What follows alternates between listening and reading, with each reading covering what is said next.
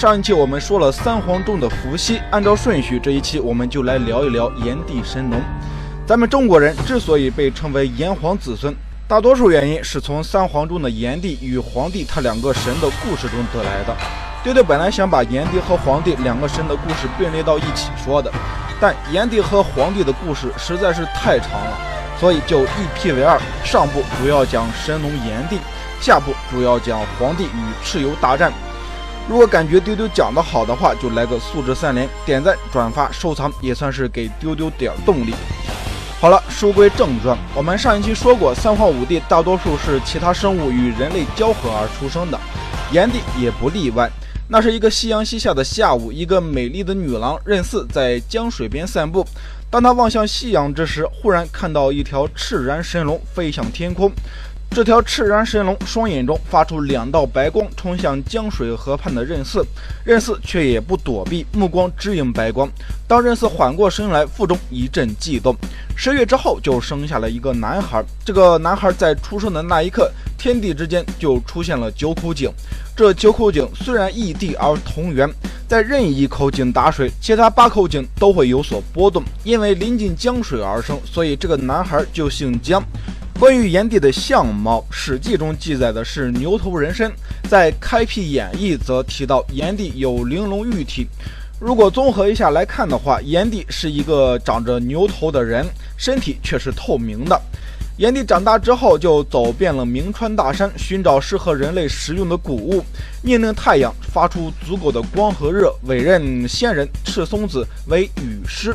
就这样，牛头人身的炎帝又有了另一个称号，号称神农。接下来就是神农尝百草的故事了。在尝百草的过程中，神农发现了茶这个品种。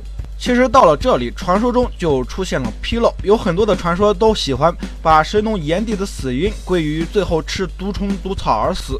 其实在明代《开辟演义》中有说过这件事，原文是这样说的：但传炎帝尝诸药，中毒者能解，至尝百竹丛入腹，一足成一虫，遂至千变万化，炎帝不能解其毒而死，万无此理，此讹传耳。这句话的意思就是神农尝百草而死是讹传，也就是说神农最后并不是尝百草中毒死的。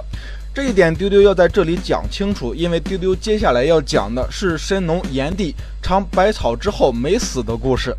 神农炎帝之后的事就是带领着中华子民走向繁荣。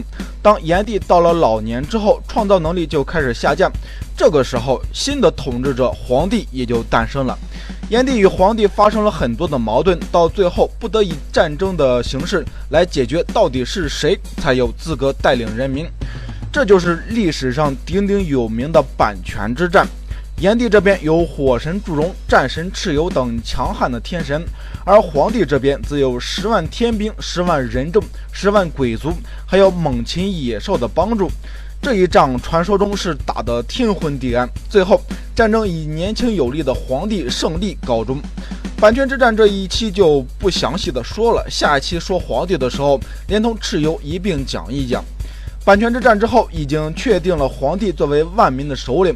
这个时候，炎帝就明白自己该退出历史的舞台了，于是激流勇退，做了南方天神，与火神祝融一起掌管12000里的地方。这就是炎帝的故事，是不是很简单？你有没有想过，为啥炎帝的故事并不是那么精彩，却在神话世界里有着非常重要的地位呢？其实炎帝的重要性不仅仅在于炎帝，而在于炎帝的子嗣也非常的牛。到底有多牛呢？下面丢丢就给你来理一理。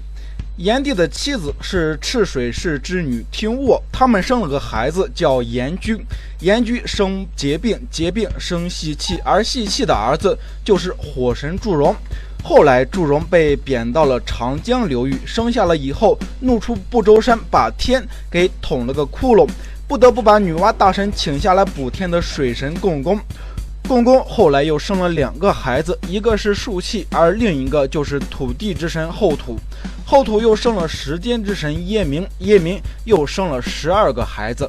这12个孩子每一个都是主掌着一个年份的神，被称为12太岁神，也就是主掌12生肖的神明。现在民间所说的犯太岁，就是犯的这12位神明。后土还有个孙儿，他的名字你也听说过，这个神的名字叫做夸父，就是以后追太阳的那位夸父。是不是非常的牛？炎帝这一脉的传承下来，基本上影响了大半个中国神话。其实丢丢刚才说的这一些，不过是神农炎帝的儿子。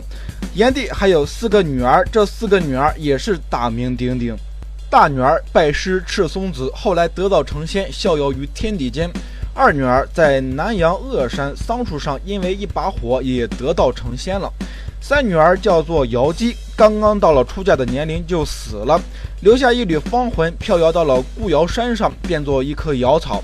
只要是吃了瑶草的果实，就可以变得人见人爱。